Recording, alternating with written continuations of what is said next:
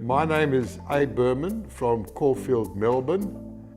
I used TAXIBOX because I sold my house and was moving.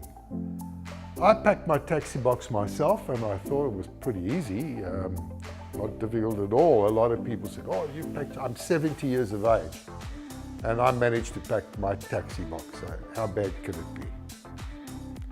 A place that I felt that I could store my treasured possessions in safety and in comfort. That's what TAXIBOX meant for me.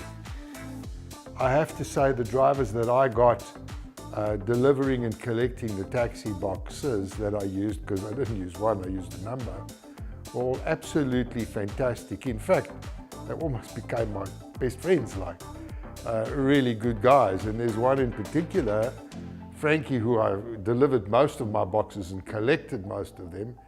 Frankie's been absolutely fantastic. Customer service is efficient, no nonsense, and very kind and understanding, and answered the questions whenever I needed them.